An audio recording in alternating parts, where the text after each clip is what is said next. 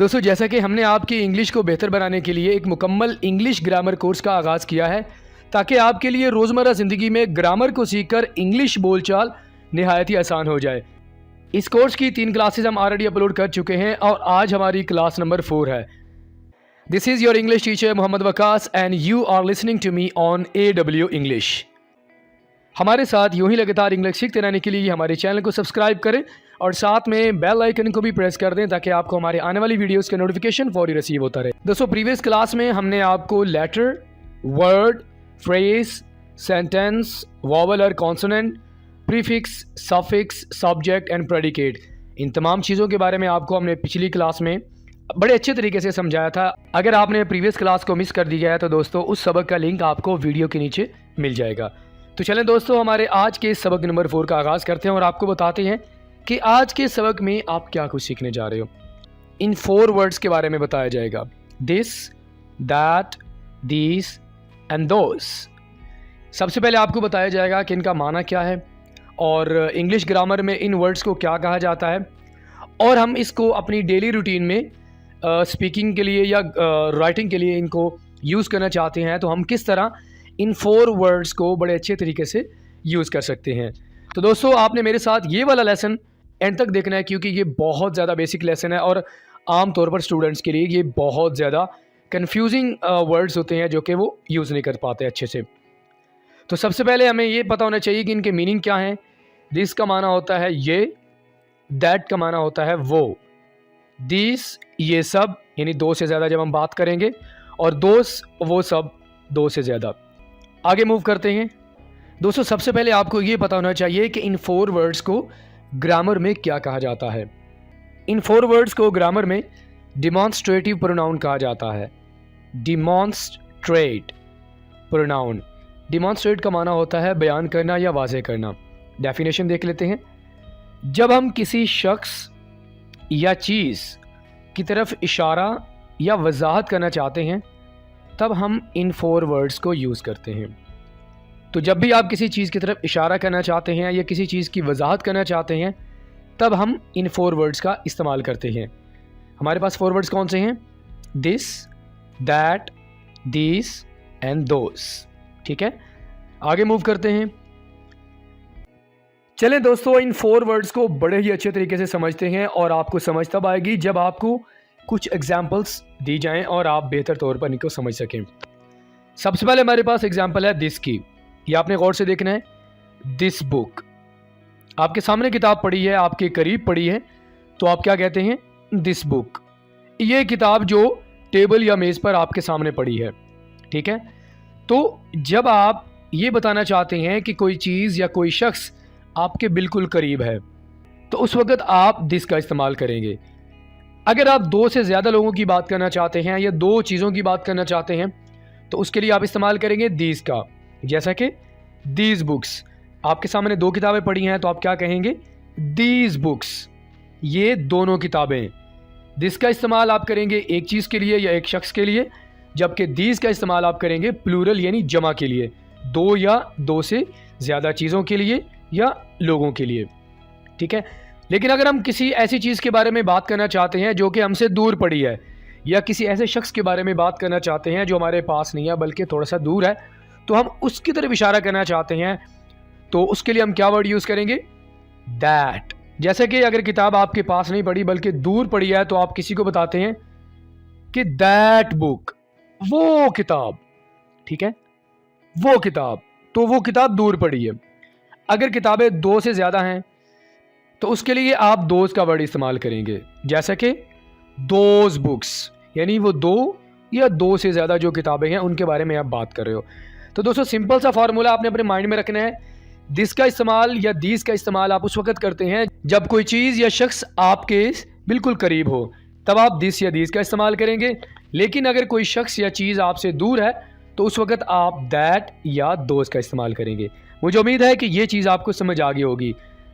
आगे मूव करते हैं और आपको कुछ और इनके बारे में डिफरेंसेस वगैरह बताते हैं। दोस्तों, जैसा कि अभी आप सीख चुके हैं कि दिस का इस्तेमाल आप करते हैं यहाँ के लिए, यानी ऐसी चीज़ जो आपके करीब पड़ी हो, और दैट का इस्तेमाल आप करते हो किसी ऐसी चीज़ के लिए जो कि आपसे दूर पड़ी हो। ठीक है, तो यहाँ पर ये हमारे पास सिंगुलर आ जाएगा। ठीक है। दिस, दैट, ये दोनों सिंगुलर है, यानी एक शख्स या एक चीज़ के बारे में बात करने के लिए आप इसको इस्तेमाल करेंगे। लेकिन अगर आपके पास दो चीज़ें हैं या दो लोगों के बारे में आपने बात करनी है, तो करीब के लिए आप दीज का इस्तेमाल करेंगे और दूर के लिए आप दोस्त का इस्तेमाल करेंगे। ठीक है। आई होप कि अब आपको ये समझ आ गया होगा कि हमने इन तमाम वर्ड्स को कैसे सेंटेंसेस में यूज़ करना है और करीब के लिए हम कौन सा वर्ड यूज़ करेंगे और दूर के लिए हम कौन से जो वर्ड्स हैं वो यूज़ करेंगे।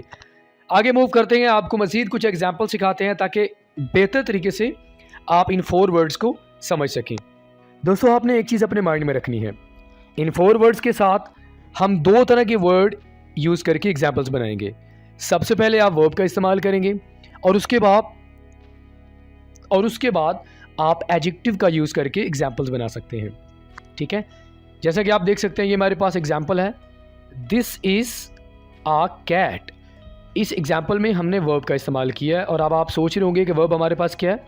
दोस्तों, हमारे पास हेल्पिंग वर्ब, अगर हमारे पास मेन वर्ब ना हो तो हेल्पिंग वर्ब ही हमारे पास सेंटेंस के अंदर मेन वर्ब होता है।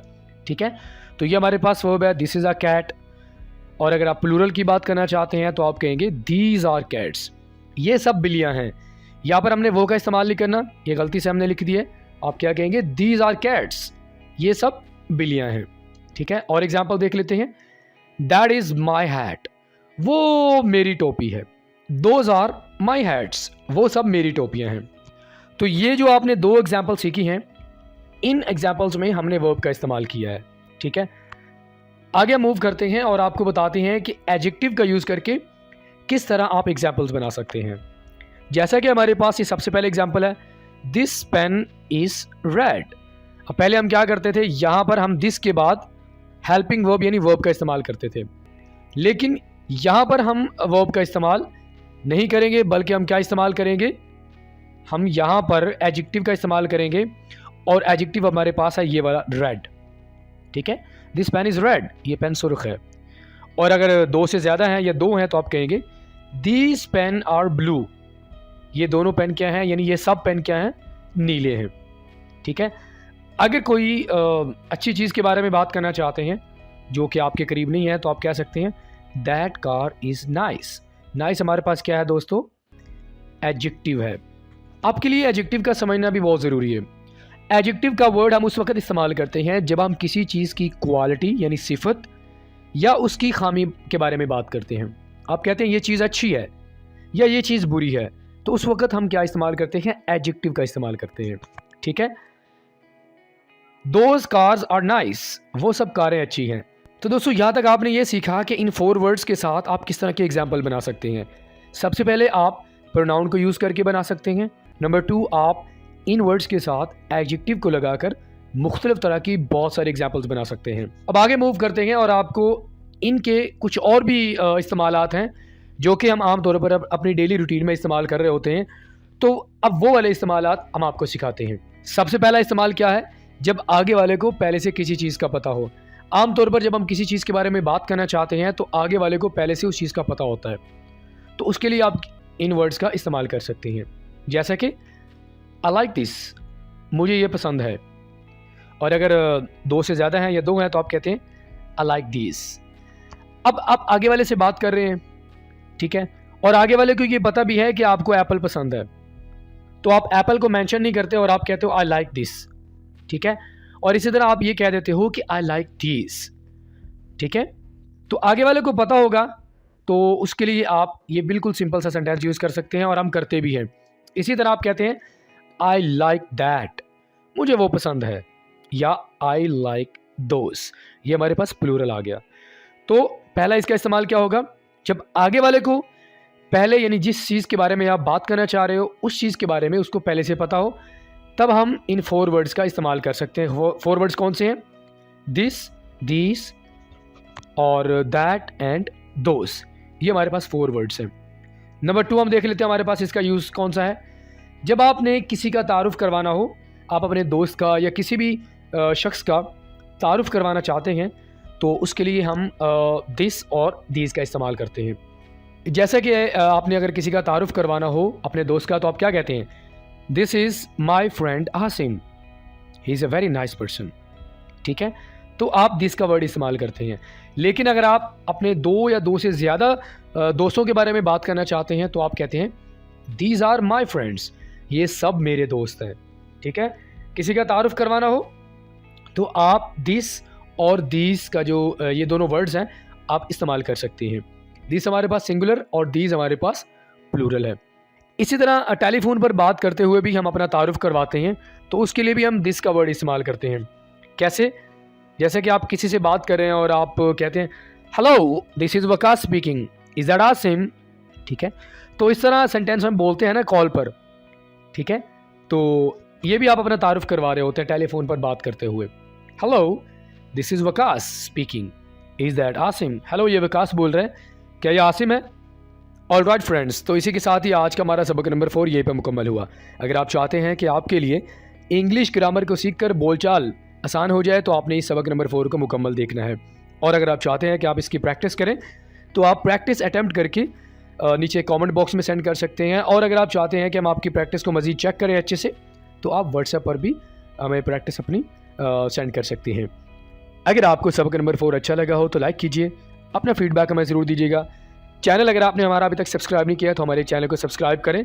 दोस्तों इंशाल्लाह आपके साथ नेक्स्ट किसी और लेक्चर के साथ मुलाकात होगी। टिल देन, अल्लाह हाफिज़।